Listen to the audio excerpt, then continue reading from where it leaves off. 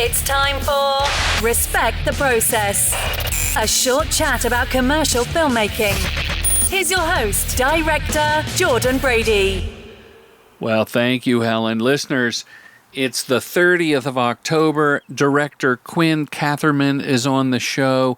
We're going to talk about her recent signing with Art Class. We're going to talk about her Super Bowl spot with Cardi B. I can't do the little noise Cardi B makes. Does she still make that noise, Helen? Quinn is a delightful and talented director, and I saw some of her work, I believe, on Instagram, and kind of cyber-stalked her a little bit to be on the show. So thank you, Quinn. You know, I always talk about Magic Mind, and I always talk about the ashwagandha. I talk about the code Brady 20. I talk about the lion's mane, but I never talk about the L-theanine. Am I saying that right, Helen? Because that's the stuff that smooths out the caffeine jitters and boosts the alpha brainwaves for calm clarity. So I wanted to give a shout out to that nootropic. I may be the only podcaster that you people listen to that is currently wearing an adult diaper. I'm not ashamed of it, because after my prostatectomy, an aggressive one, robot-assisted, I'm wearing the Depends. And I hate to say it. Well, actually, I don't hate to say it. Hate's a strong word. But the Depends people, after 4 or 5 brands that I've tried, they've got it on lock. If anyone from the Depends company is listening, I wish you would make a thong. That's just me. Quinn, how are you? I'm good. How are you, Jordan? I am super-de-duper. I am a fan of your work, and I saw you on Instagram, and I thought, by golly, old Quink would be great on the podcast. Oh, well, thanks so much for inviting me. I'm a fan as well, so. Wonderful. You don't have to say that. Well, it seems like the proper thing to say, you know. I'm a fan now that I've looked into you, and, you know, I think it's great to be doing things like this out in the world, you know. Well, you know, that's the great thing about the internet, podcasting, and websites is 3 minutes before you join. Not you, but before a person can join, you can go, holy shit, who am I talking to? Click, click, click, watch the stuff. I'm a fan. I've done that. Well, to be fair, it was like 3 hours ago, so I think I get a little more credit. Preach the honesty. When I looked at your bio, now you're with the Art Class. Yes, I recently signed with Art Class. They are on fire. I think you made a smart decision. Yes, they are. They are going about things a little bit differently, and so I really appreciate it. Yeah. How is that? How is it different? I think that they have found ways to work within the constraints. You know, I think as a creative person, but specifically as a commercial director, one thing that nobody acknowledges enough is that the job is about creativity within constraints, right? And I think the constraints are a moving target, you know? So like, as soon as you learn what the constraints are, they change, right? And every job is different.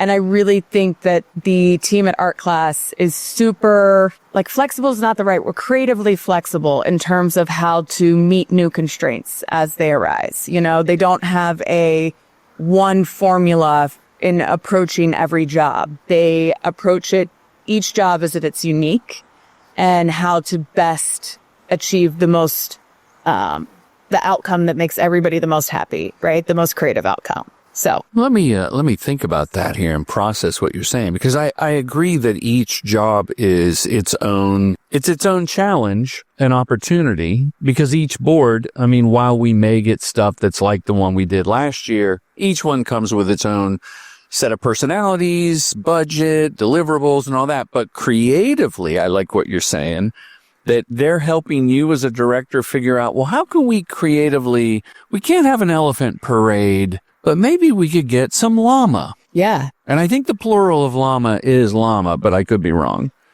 Are you saying it's like that? Like it's not just you, the director, having to solve all the creative problems? I think yes, but I think that more so they put me in a position where I can solve the problems without having to worry about, you know, without being bogged down by sort of like all the technical budget issues and endless little production things that I think can, you know, when a director gets too in the weeds on, it can kind of like impact our creativity, because I'm here to solve problems. I'm here to bring something to life. And then I allow the constraints to come in, You know what I mean? If I start in a place where I'm like, it's a list of things I can't have and I can't do, that changes how I approach the problem, right? My stars, Quinn. I'm always taken aback when a director says something like, the producer told me, no, we can't do this, we can't do that. And I'm like, well, that's not fostering creativity. Yeah. And the budgets, budgets and spreadsheets, they scare me. I'm a simple, unfrozen caveman director. So that's good to hear that they're supportive like that. And then going back to what you said about sort of the sandbox, never is an absolute, but I rarely have seen the constraints of whatever's presented me from the agency, or increasingly now client direct, as handcuffs. Yeah. They're goalposts. They're goalposts. How can we play within the sandbox? If anything, and I just read an article by a big advertising wizard whose name escapes me, but he's like Sir somebody, right? Like royalty.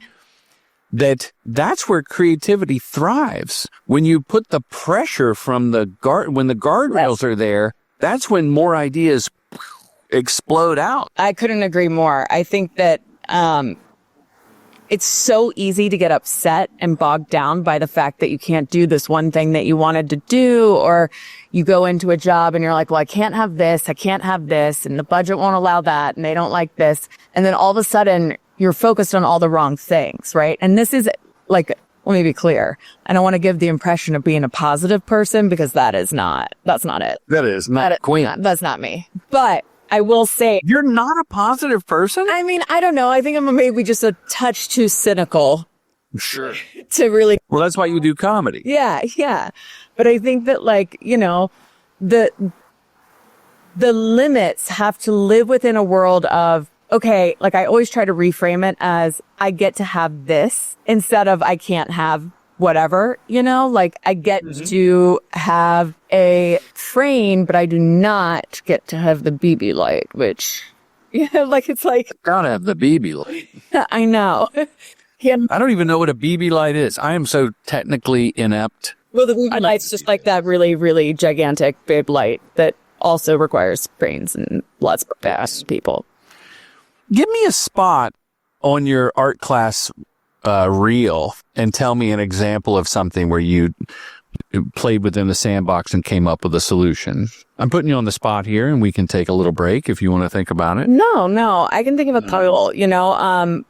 I think maybe a better example, it was before I joined art class. And yeah, where were you then? I was with Pretty Bird. Pretty Bird. Oh my God, goodness. Kirsten, an alum of the podcast. Oh. And I always wonder, like, don't they have, I think they're up to 840 directors. Yes. Well, 839 now.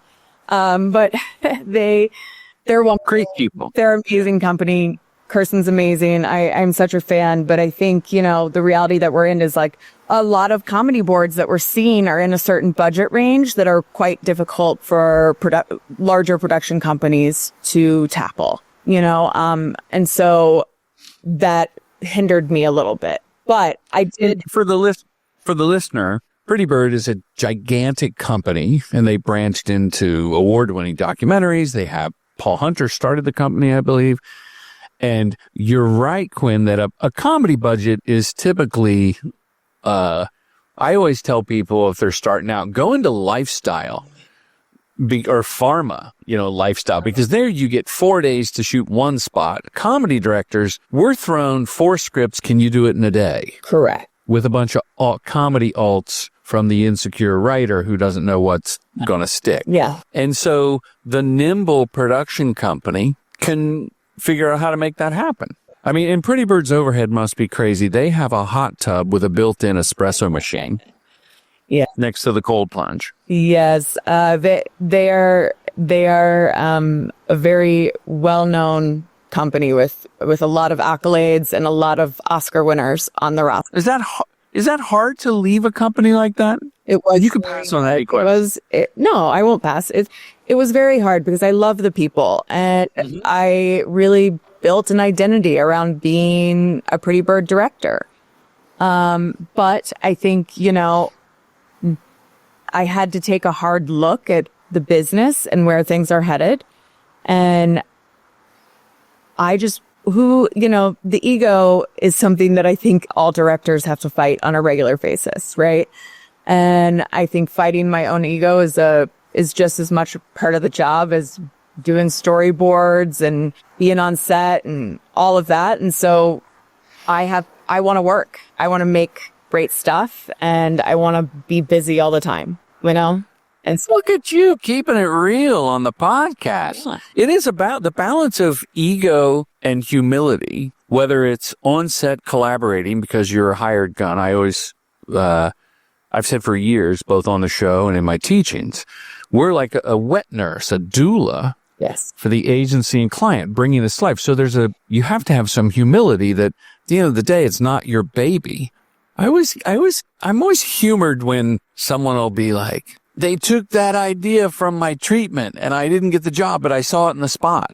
I'm like, yeah, that sucks. But were you going to use, the flaming tire? When were you going to shoot the flaming tire bit? That wouldn't have existed had you not pitched on someone else's project. Does that make sense? absolutely. I mean, I've been in that situation before, Of course you have. seeing a spot run and you're like, no way. Yeah. No, it sucks. My first instinct is usually like, oh, maybe that wasn't as an original of an idea as Right. Maybe 5 of us had flaming tire. possible that all of us had that idea. And then I also tend to think that that you're right. Like it wasn't my idea. Like the ideas that I'm bringing were triggered because of someone else's idea that had to exist first, You're throwing logs on the comedy fire. Yeah. So that's how I end up ultimately allowing myself to let go, after a seance and voodoo dolls and, spiraling into the unknown. I would love to join you on a seance.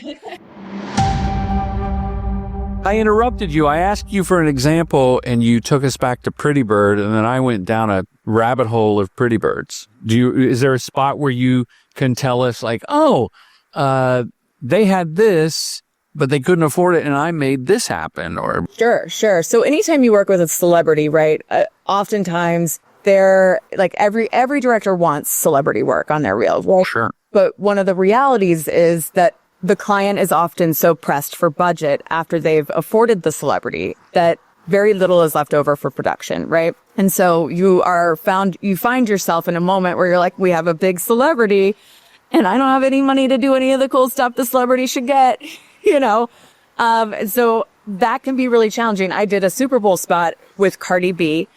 And Cardi B? How did she make the noise? And there were lots of The duck lips, I think it's called. duck plump, yeah. Duck plump. Yes. And then, listeners, I'll post the spot with the blog. It's very funny, Quinn. And I think we allude that men may have mistaken duck for penis because they sound alike, which is a very funny thing. You used to like the hard-on cream. Why don't your hands get hard? Correct. Right? There's like a lot of little nuggets in it along the way, and we had to get so many different approvals.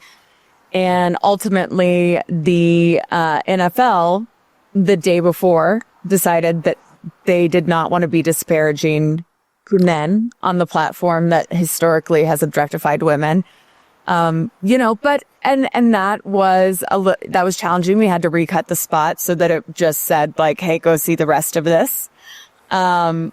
But so the cut on art class under your tab is a director's cut. No, that's the real spot. The long form. Yes, it just didn't air that way. Understood. Yeah, that it didn't air that way on the day of the Super Bowl, but it aired elsewhere. So you're strapped for money because they spent all the money on Cardi B, but you do have a nice set with dancers. The spot's very colorful, and then you cut. It's not just that one set. There's a bunch of other sets where they're carrying a man and things like that. Is that where you came up with nimble solutions? Yeah, we were being really nimble. We were being really smart, trying to combine as many locations as possible so we weren't traveling around, adding shoot days, things like that. But I'd say the bigger thing that we had to battle along the way was sometimes you're serving so many entities, right? And I think we all are like, oh, a Super Bowl spot. Yes, absolutely. I want to do it. But the reality is that something like a Super Bowl spot gets quadruple the amount of eyes as it's in the making process, right? So not only do you have the agency people that you're dealing with, right? But then you also have the client, but then the client also has their holding company entities, the higher order above them. And then they have board members. And it's just like everybody's eyes are on this one piece of work because it's the Super Bowl and it's the biggest stage. And we're spending so much money. We're spending so much money. Cardi, this media. Team Cardi B. Yeah. And so the trickle down effect of information from that really, really high level to me on set getting a note being like, Cardi can't make this certain face. And I'm like, what? Like the level of absurdity coming back to like constraints, right? Like sometimes you get a note and it's so, you can't even wrap your head around it. But then you realize that the ladder of information that this had to travel through to get to the telephone game. Yeah, is really complicated. I kind of think I forgot what your original question was. No, you're answering like the solves. You came up with some solution. Yeah, and so coming up with like solutions to how to navigate that. That's why when we found out that the NFL wasn't going to run it after we had sort of navigated this incredible, because it's an edgy spot, right? It definitely pushes the envelope. We knew that going into it. We knew what we were up against. We knew the challenges we could potentially face with a spot like that where, not only were we being overly suggestive with Cardi B to set up the idea that this was for a different body part, but we were also sort of making fun of men for the likelihood that they would think that, Yeah. And so we knew it was riddled with landmines, but we sort of were able to navigate the whole way through, despite being thwarted at the end. I think it did pretty well because when people find out that something doesn't run, it can kind of blow up after the fact. So. Right. You capitalized on the notoriety of that. Ooh, bravo. And I have to say, I watched that spot again this morning, 3 minutes before we jumped on. Oh, great. And the first half of it is funny. Like the premise, the setup to the joke of guys thinking it's dick instead of duck, to me is funny. Like if I didn't know that was coming, I still would go, oh, this is funny. Yeah. Because it's, you're sort of, she's taking the piss out of herself with the duck face and the lips and the everything. Yeah. I mean, and that was really, that was another thing that on the day of the shoot, we were meant to have her body cut, it says duck flump in really big letters, right? And her body was meant to always be covering one part of the U. Yeah. And it was like an eye. A big note on the day that we couldn't do that. And you're like, the comedy hinges on the master. Our whole spot is that.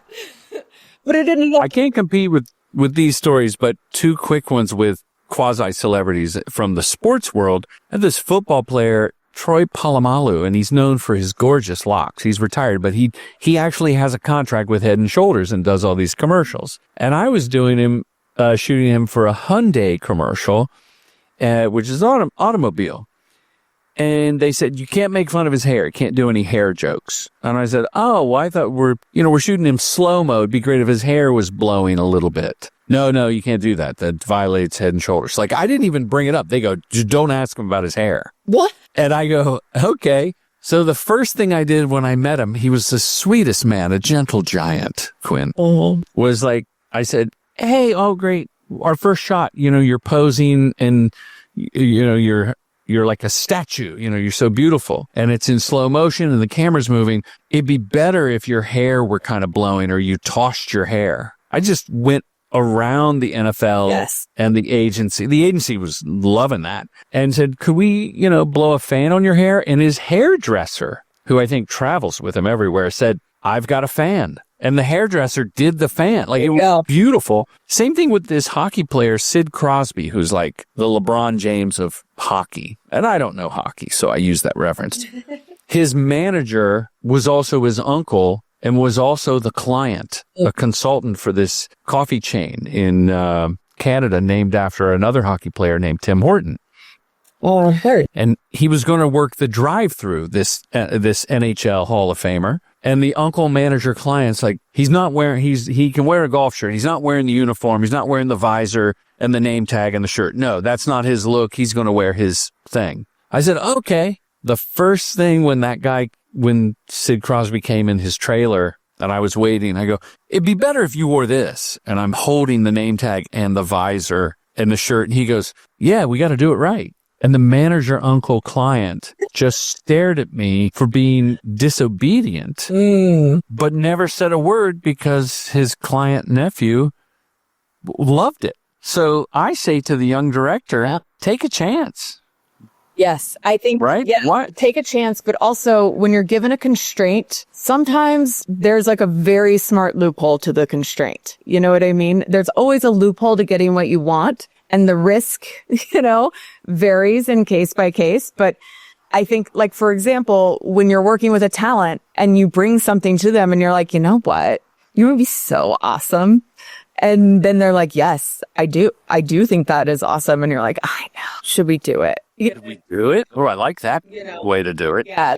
You're crafty, Quinn. It's in their court now, I love that. I love thinking around sort of, okay, here's my constraint. The answer isn't always come up with a new solution, right? Sometimes the answer is find a new way to get the thing that you originally wanted. Right. You know what I mean? Yeah. So the last one, I had an EP brought up that we couldn't do we couldn't cut away to a moving train in the spot because of the budget. And I said, whoa, I have an idea. And my pitch was to use a model train in front of the actor, and he would pick up the cars and take them off the train, the train that was transporting them. Because in the script, it was like, well, maybe we could do a green screen, or could we go to a train doesn't have to be moving and the actor's waving out of the train and all this stuff. And I think that pitch, and then having another actor look at the camera and say, it's a metaphor. Actually, that moment was crystallized the pitch. yeah. And a younger me would say, what the fuck? Why did she even bring up that on the call and budget on the call? It's a creative call. But humility me says, well, Jordan, take a little responsibility. I could have told the EP my pitch before the call. So, I mean, tell me if you agree or not, but if you're going to pitch, something that's a big twist in the script, do you surprise your EP that's on the phone call with you? Or do you call them and go, hey, just so you know, I'm pitching a llama parade because I love the elephants, but I know you're going to freak if I say we're doing an elephant. We can't bid the elephants. Or do you just get on and do it? At this point, Quinn, Super Bowl spot under her belt, she just does what she wants. Shoots from the hip on the call. No, I mean, look, if I have I have this tendency to have ideas in the moment, right? Ooh. Yeah. So I will be on the call and they'll be telling me no to something. And then I will immediately think of, oh, what if it was this instead? And the comedy chops. Yeah. I'm an improv girly, but I think I always caveat it with, now I'm going to say something and my producer's head's going to explode. So don't hold her to this. But what if instead it was this? And, and then I'm watching the producer on the call be like, Or they kick you under the table, even though it's a Zoom. Yeah. And, and it's one of those things where it's like, I can pitch something that moves the ball up the court, but still gives her the opportunity to go, timeout. Quinn didn't know what she was talking about. You know what I mean? Quinn was on the puff. Yeah. And what's great about that, though, is that now they're thinking about something else. Even if that idea that I brought to the table didn't solve something, or they didn't like it, or it didn't, it's now a new idea in the blender. And when you have a new idea in the blender, you're getting some new flavors, new things are kicking around. You know what I mean? And that's kind of part of the job of prep, is to kind of always be pushing things a little bit further Putting things in the blender. Yeah, in the blender. Is the blender metaphor that you just came up with, is that new for this podcast, or do you always say in the comedy blender? No, I just came up with that because It's up to dome. I just can hear my husband preparing to make a smoothie, and this is the number one thing that might make us get to first, is me listening to the smoothie maker. Well, that's wonderful. Yeah. Is your husband in the business of filmmaking? Yeah, he Run God, he is not. No. You think What is it? Go could handle competition? Are you kidding me? Well, that's why I laugh at me, okay? And when he doesn't laugh at me, then we get in a big fight. So, it's a really healthy relationship. My God, my wife hasn't laughed at my jokes in such a long time. Well, She won't touch me. Am I sharing too much? I kid. I just want to see if you'd laugh. Tell us about your comedy background before you got into advertising. You know, I went to high school in Richmond, Virginia, where you were born. where? Meadowbrook High School. Oh, wow. On the wrong side of the tracks. Do you know it? I was also from the wrong side of the tracks. He's glad, baby. Yeah. Yeah, I went to, well, I lived in Midlothian, but I went to Trinity, Episcopal. You went to the private? I went to a private school, you know. I was already showing signs of delinquentness, so Where are you right now? I'm actually in Boulder, Colorado. Oh, wow. Do you live there? So beautiful. I do. Congrats. Thanks. Yeah, you know, you start cranking out kids, and then all of a sudden moving to another place becomes really unfathomable. And, you know, so often I'm shooting in LA as much as I'm shooting in other parts of the world. And as much as I want to bring business to LA, which I do, and I try to as much as possible, some budgets are just too prohibitive, you know? And so shooting elsewhere. Do you get to shoot in Boulder? No, I don't love that. I have.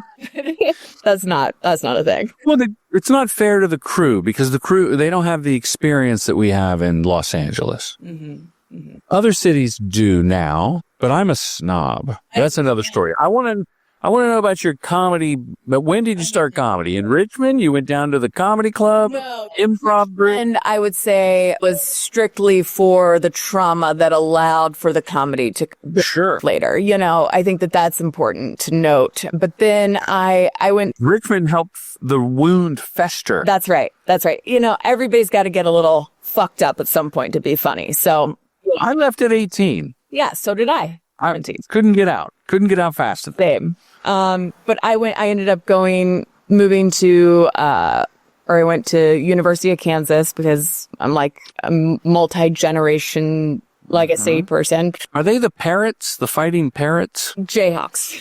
Yeah. Jayhawks, parrots. So same thing. Sports guy. Yeah. And then I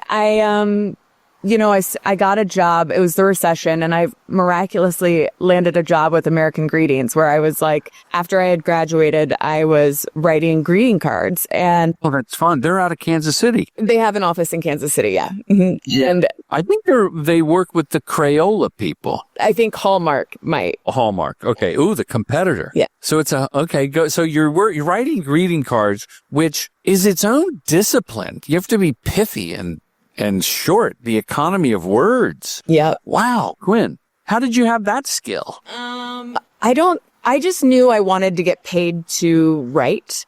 And so I was desperate to do whatever anybody wanted done and to receive $1 for it, you know? And at the time, Twitter was just sort of getting started, and I was doing a lot of jokes on Twitter, getting some attention for it. But then it turns out I was not, my brand of humor was not greeting card safe, which I am a huge surprise to everyone. But I started dumping all my rejected jokes onto Twitter, and I amassed this like big following. I mean, this is like 2009, 2010, you know. I remember your account now. Well, yeah, Quink. Yeah. So and then it so happened that a creative director at an agency had been following me, and then he was like, I want you to write for Sonic. At the time, they were doing the Two Guys campaign, which was more comedic.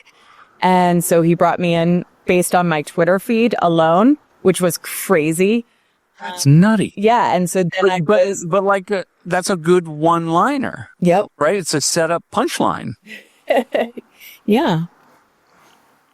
So you're working on Sonic, and for listeners, it was a classic campaign. I want to say it was Barkley, maybe? Barkley, yes. It was Barkley, which is now merged with something else. OKRP or something, yeah. OKRP. But Barkley, when it was just Barkley, was an independent agency, still is merged. Mm-hmm. But I did a lot of work out of Barkley while that Sonic was going on. I never did the Sonic. And they would rig a car in sort of a Seinfeldian comedians in cars getting coffee way and let these two improv guys riff a lot. Yes. And they would yield bushels of comedy spots. Yes. And oddly enough, my old partners owned the post house that edited those. Oh my gosh, amazing. And his son, John McCone, cut a lot of the Sonic stuff, and he now owns a barbecue sauce. But that's another story. Rufus Teague. Yeah, shout out to Rufus Teague, yeah. Rufus Teague and Brad Jungles left Barkley to run the funny advertising. I love Brad Jungles. He was one of my mentors in the business. Oh, he's the sweetest man in the world. Yes, yeah. Sweeter than a molasses-based hot barbecue sauce. Yeah. I think we went to the Kansas City Royal Barbecue Festival competition together. That's his jam. Hi, it's me, Jake, the editor. You probably know Commercial Directing Film School offers in-person boot camps and online courses. But did you know my dad does one-on-one consultations?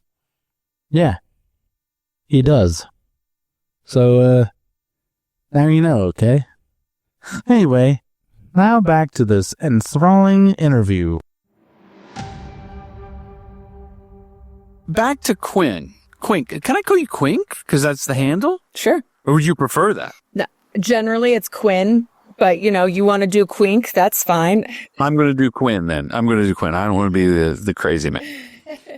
The Sonic was these guys improving, and then obviously the agency, the creatives would feed him lines, and then you became one of those creatives. You would feed them lines because you can't sift through all this improv and try to construct a joke. That's the challenge with improv in a comedy commercial is it goes on a little long. They can yes and it into a 1 minute spot. And then to me, the campaign lost its luster when it went to Goodby, I believe, and it became more scripted. And you would think Little Barkley in Kansas City, the David going, losing an account to Goliath, this comedy shop that, has defined an era of advertising. But to me, it lost its charm. It certainly did. Well, I think that what ended up happening, and, don't fact check me, but I think what happened is Goodby sold, in their defense, they sold a different campaign in the pitch. Yeah. And they started that campaign and people raged like, where are our guys? We want our guys back. Where's Mr. Whipple? All of a sudden it was the two guys, but in a new form under stringent new rules and things like that. How did you make that transition from you taught yourself greeting card writing and you're getting just buckets of money? You probably get $10 a card. That's exactly right. A little generous. No. Yeah. No, what was it really? No, I was on salary. I was on staff. So you're just cranking them out. Yeah. And I was responsible for what they referred to as female humor. The topics were like chocolate, nylon, being angry at men, shopping, and being old. That was like what I was allowed to make jokes about.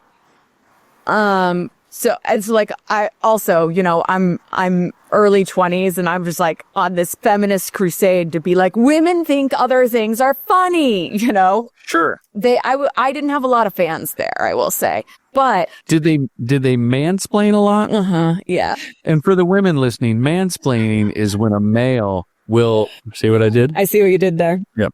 But I think I interrupted you. You didn't make a lot of fans there. Why? Because you were the burning your bra. You were a feminist. Yeah, I think I was young and I couldn't understand sort of like when you get into the world of monetizing your creativity, there's certain rules and certain things that you let go of, right? And it's not about losing values. It's just, it takes practice to understand what to fight for. You know what I mean? Because if you're in a what a great training ground for being on set with Cardi B and the NFL and all.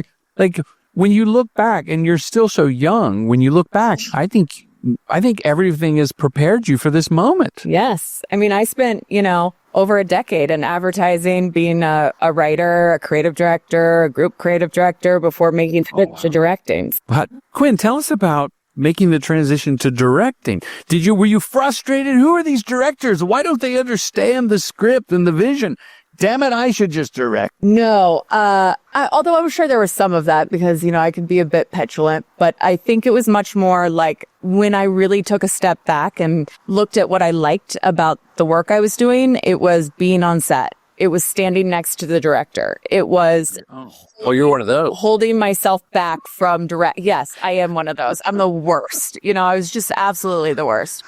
And I remember having this like epiphany that like, oh no, I'm 30. I'm so old. How could I ever make the change? And so, instead of following my dreams to become a director, I went ahead and took another job in advertising. And that, where was that one? So I had been at Arnold in Boston and I was working on Progressive. I was doing Flow. I invented Family. Yeah. And so all those characters and that whole thing that started when I was there and I worked on that. Oh my God. I love those. And she plays herself. Yes. I mean, she plays all the characters. She plays all the characters. And if you go back and you look at like the originals, like her playing, her grandfather, like I've created a Bible for it. Like these characters had backstories. It was great. It was some of the most fun I've ever had being creative in my life.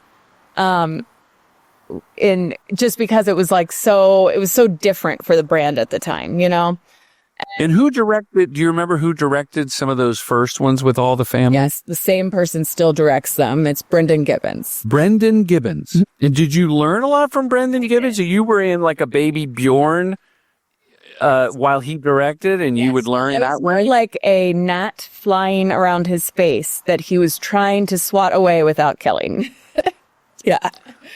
Yeah. But that's I've said this repeatedly now for a decade plus. Creatives that do high profile work, working with high profile directors, learn for those women and men that are at the helm. And that's the best film school because you're not learning film theory and watching the Battleship Potemkin, but you're learning from Brian Buckley directing a celebrity and making everything work and whatnot. Yes. So shout out to Brendan Gibbons. Helen, get Brendan Gibbons on the show. Tell him he's got an invite.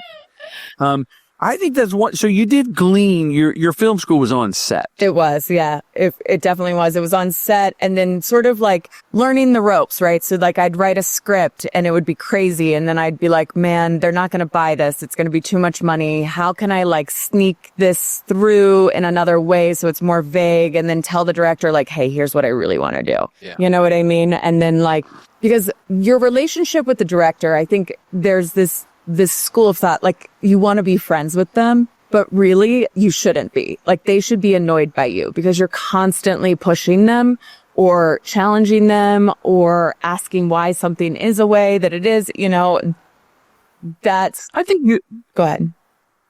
I think you could be friends with the director and still be annoying. There's Jason Bagley is a former Wyden and Kennedy creative. Yeah. Who, he did a video like his rules and he teaches the school of astonishing astonishments or something and people love it. And he's super funny and did Old Spice. I'm on a horse. Uh-huh. So shout out, get Jason on the show too, man. But he made a video that made me like, it was kind of boomer-esque from an era that I think it was too absolute. Don't be friends with the director. They're all buddy. Well, you want to get out of them exactly the script. Don't let them stray, blah, blah, blah. And I mean, unless I misread it. And somebody made a woman director made a counterpoint to it that I fully support. It's like, I'm friends with so many creatives and creative directors I work with. And on the shoot day, they annoy the fuck out of me. And that's their job. So take a step back and like the sheepdog and the coyote clock into work. Your job is to come to the shoot unfettered with time and budget constraint. I mean, at a certain point, your producer should rein you in. But I think the creative should push the director to get as much as you can to do. Even the alt takes that I think after 7 have a diminished return on comedy. Push me. Yeah. Or I'm there to make what I'm doing. Or look, I invite that. I think more so as an agency creative, sometimes when you are working with a director, the desire to be friends with them prevents you from doing that. Because I also know that certain times I can walk onto set and have a don't challenge me kind of attitude. You know what I mean? You can have that as a director. Yeah, I can have that. And I with many directors who have, and I'm like, oh, I don't even want to ask. You know, Well, when you question craft, I draw the line. Like someone recently was like, "What if you before you move the camera? What if you?" And I'm like, "No, I told them to move the camera. We're not on ceremony, but we're moving the camera because I have interpreted your request to tighten these things up. So we're not going to stand here and have freshman year film school and try something that's technically going to work. I know. I know it's going to work. So there I'll put the foot down. But if it's a creative idea, like, would it work if, she had a lollipop? Let's see if we can get a lollipop before lunch. I have no problem. Let's cram it in, baby. Totally. Or like, hey, what if instead of this line, they said something like this? Oh, great. I love that. Let's go run it back. Like, let's go see, I think that's great. I think, there's a lot to be said for the collaborative experience. I think a lot can die by committee. So I don't want to act like I love that. It's the worst. Our nightmares. But I do think that there is also sometimes the humility that comes from being like, oh, damn, I didn't even think about that, is like a pretty solid moment to have on set sometimes. I don't want it to happen to me all the time. But when you're like, hey, what if the joke played more like this? And then it opens up a new path of thinking for me because I'm focused on something else and I'm not even thinking that. Like, amazing, How do you you go back to the video village and talk to the agency, or do you get everything walkie-talkied from your producer to the AD?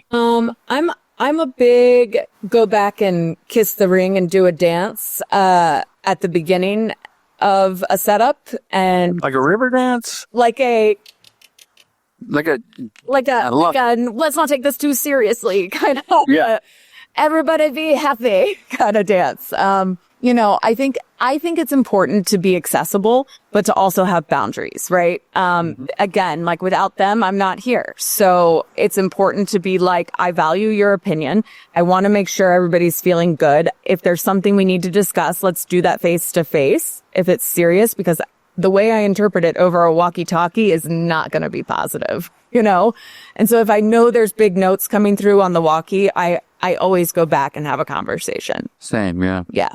Yeah, I'd rather take the little walk, and it's quicker.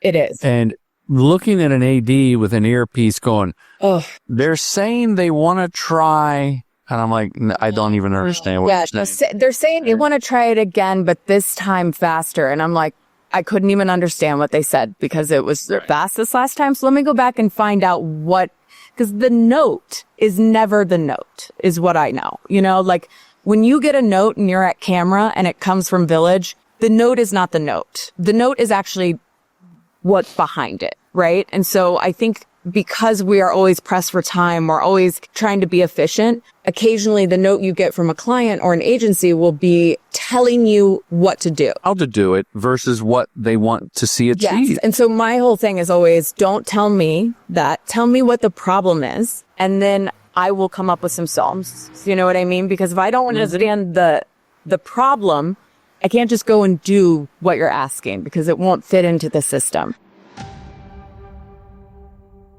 Quinn, this is a masterclass on directing, and I want to bring listeners up to speed that I think everyone's following. But in Video Village, you've got the client and the ad agency, and there's usually account people, and then the director's line producer is there. And so they're all talking, and if you're moving at a clippy pace and they're all talking and your producer in that Video Village, sometimes in a tent, will say, let's move on. And then we just move on. I don't need to trot back and say how great it was. I'll do that while they're moving the camera. Yes. But if it's like talking about, they should do this. What if she does that? I don't like the way this. Let's lose the hat. I'll go back and go, we've shot 7 different angles with the hat. So the hat will magically disappear if we take the hat off. Yes. Oh, we didn't know that. Yeah. We didn't. Oh, right. Continuity. And then sometimes the note is interpreted by the producer and it goes in the ear of the AD who tries to repeat it. I mean, it's like, it's not just the telephone game. It's the telephone game with people using Google Translate a few times along the way. Yes. And that's why it's so important for your first AD to be someone who understands the difference between, it's very easy for him to say, hey, they'd like it again, but this time hold the product differently. That's a great, easy walkie-talkie note. Yeah. We'll twist it a little bit more to camera, copy. Technical. Yeah. But this, having a first AD who's like, hey, they're asking a lot of questions about the bigness of the performance. They want it to be bigger. Maybe you want to go back and chat. And I'm like, great, time me. You know, like. I hope this makes it to a video clip for the Instagram of Quink in That Jordan Brady. But it's this, I love this one. The AD's going, ugh. And you're like. And then they go like this. I think you better go back there. Yeah. And you're like, you want to give me a heads up? What am I walking into? Yeah. Now, here's a pro tip that I'm sure you do, Quinn, but for the listener, I always say at the pre-pro, hey, we've had a fun time. I'm going to be a taskmaster tomorrow. We've got a lot to accomplish, a lot of great minds in this room. In the village, it would really help us get more done and get more performance and get more shots and try things if there's one voice in the village. Yeah. Now, if I were shooting for Quinn back in the day, you'd raise your hand and go, I'll be that voice. There's usually a creative director that steps up and says, I will be that voice, or a producer. And I go, great, let's funnel the ideas. Because if we do everybody's great idea, we're going to run out of time. Correct. Yes. So that's one thing that helps me. And the other one is if the ADs that I work with know this one, unless it's someone new, I tell them at the beginning of the day, never over the walkie say, we're happy. What do you guys think? Just say this. Jordan's really happy. He says we've got it. He's coming back there. Not let's move on. Jordan's really happy. He says we got it. He's coming back there. And then I go back and just say, that last take was not good. The one before, when we did the series of jokes, was great. Or her sweet emotion was so authentic a take ago. We've got it. What do you want to do? What do you want to do different? I don't ask even move on until after lunch when I'm an hour behind and say, we have to move faster. But it's collaborative, but it's from a place of leadership. Yes, because that is the most important thing to remember is that you are the leader of all of these people. Of the SS Cuckoo. Yeah. Yeah, that's leadership. I think another thing that is really important about that too is like, because so much of what I like to do is I will craft a performance, right? And so often that means I'm not calling cut. I'm right. You're letting it roll. We're rolling. I'm giving direction. I'm waiting to see the exact feeling. I'm triggering them. I'm poking them. I'm trying to draw this performance out in the most authentic way possible. So the second it comes out, I stay there and then I call cut because or I keep going because now they're warm. Now they're in the space. Now we got what we need. And my biggest, the worst is like when you're not getting what you need from a performer. So you're having them do something totally different because they just got to get out of their head. You know what I mean? So you're like, okay, pretend you are a bridge troll and you are carrying the shampoo through the bridge to your evil overlord. And they're like, what? And you're like, just do it, you know? And then they do that. And then you bring them back to the character they're supposed to be in the performance that they're supposed to be given. And all of a sudden it's great. But you got them out of their head. You don't have time to run back to Village to go, hey, don't freak out. Right. We're not doing the bridge troll thing. I'm just doing this so that the actor can get more into the role, who they can loosen up. You know what I mean? And that's when you're all of a sudden your AD's like, huh? You know, and you got to be like, cut it off. Just turn your walkie off for a second. Right. Or tell them I'm doing something, cut the feed, whatever you got to do, you know? It's trust. Yes. Yeah. The pre-pro, I also say the first two takes are going to suck. Always. And they're going to suck, and you're going to be in the village like, what is happening? And I'm going to be at the monitor going, oh my God, this is a train wreck. And the third take will be magical. But have you ever, I mean, you can't do this, I'm joking, but did you ever drop like, I put Flo in many costumes? I think I know what I'm doing. I've won some awards. I mean, I am working on a project right now that is very similar, and because I did Flow and then I did Captain Obvious as well. So I love Captain Obvious. Yeah, I do have a specialty in that sort of brand world, and I am working on a project like that. And so sort of dropping that every once in a while to be like, hey, actually the best way to do this and what I wish we had done or what we didn't do, or hey, let's think about it this way has been really helpful. But, I do find... That's a good drop. What? That's a good name drop. When I was working on Captain Obvious. Yes. Did you see what was that? Did you see how I just read that? I think it was. Yeah. By the way, that's kind of his lines. What agency was that when you Chris had CPB? Yes, I think a young Aaron Cathy worked on that. Do you know him? I do know Aaron Cathy from Kansas City as well. He was from Berkeley. Yeah. That's why I brought it. But he worked on, and a podcast alum. But Captain Obvious, I love those so much because they're like greeting cards. They are. They're like this. Isn't that a similar vein that you tap into in your brain? Yeah. It's just sort of like the most obvious statement that given, to me, the formula was always like incredibly normal situation, crazy line from somebody else, very obvious statement from Captain, and when we kept to that formula, it always worked really well. That's so cool. Is that an aha moment when you click into something like that? I think you have to... Yes, but it more so comes from a place of this is the creative concept I want to sell. So how do I deconstruct it to make my client who doesn't understand yet the hypothetical reason this is funny? How do I deconstruct it for them so that it's applicable and then they can sell it internally, right? And so in order to do that, you have to go, hey, it's a formula. Let me write it. Let me put it in an Excel sheet for you. Want that in a deck? It's like... You say it all sexy like that? Yeah, I do. Man. They get excited and it helps. Off. Yeah.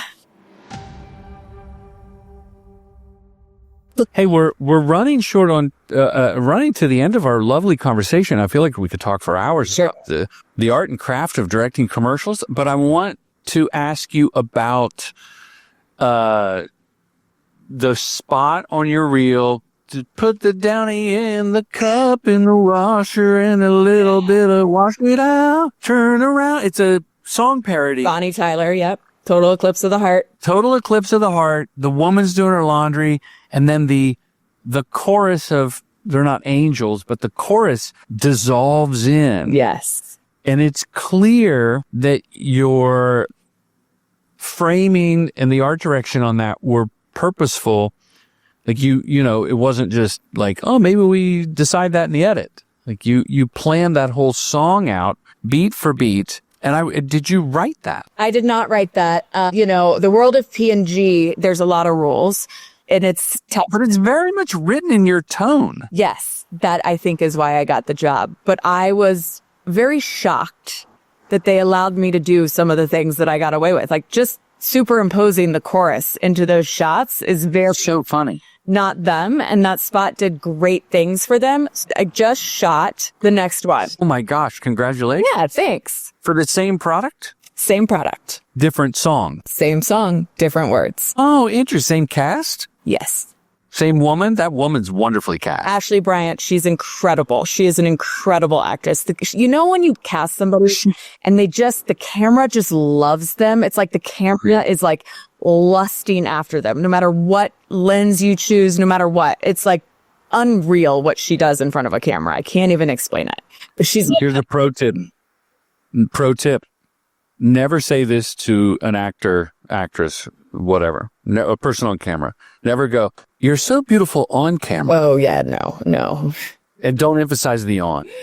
Yes. Because they go, what? Yes, and you feel them thinking it.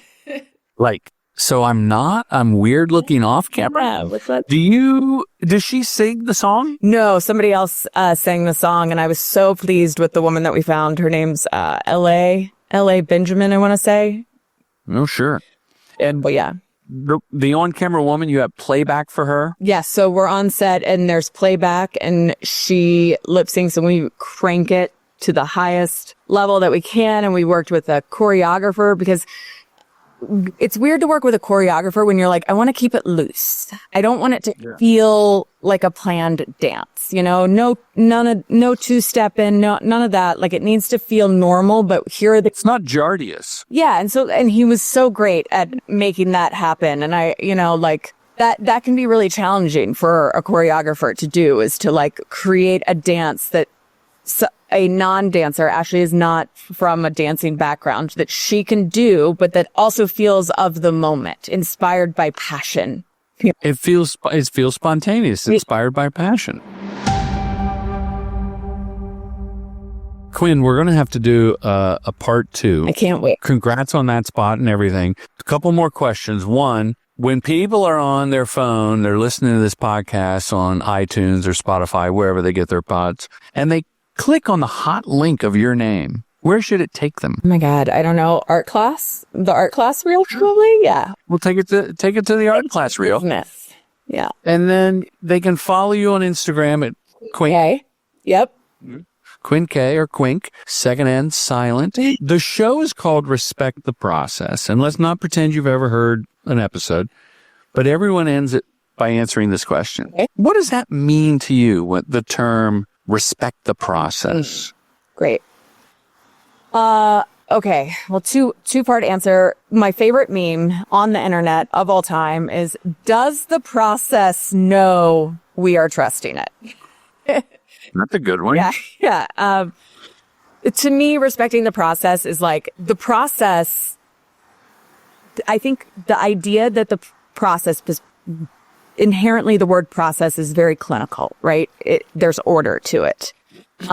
It's assigned, you know what it is. But the reality of a creative process is that it's not linear. It doesn't make sense. It's not even a circle. It's a splatter of paint, And so respecting the process is trusting that when creativity is at this core of what you're doing and the choices that you're making and how you're leading, that it doesn't matter that you're over here or over here or here or there. Sometimes things don't make sense within the process, but respecting that it doesn't make sense in this moment, but potentially will later, is just a leap of faith that we're all taking together. That's a great answer. Respecting the process allows for disrespecting the process. Quinn, this has been a wonderful conversation. Thanks for sharing so much about your journey. I feel like we could go on. Keep us posted on your successes. For the listener, follow her, and I'm going to put the Cardi B spot, and I think I got to put that Downy spot. Yeah. Got to put the Downy spot. And thank you so much for being a wonderful guest. Thanks for inviting me. It's so great to chat. Thanks, Jordan. Likewise. Talk to you later. Have a good day. Bye-bye. Bye. Commercial Directing Film School's mission is to help filmmakers direct commercials professionally. With online courses and in-person boot camps, we demystify the process to get you to the next level, all taught by your accessible mentor, filmmaker Jordan Brady. True Gentleman Industries. We make commercials.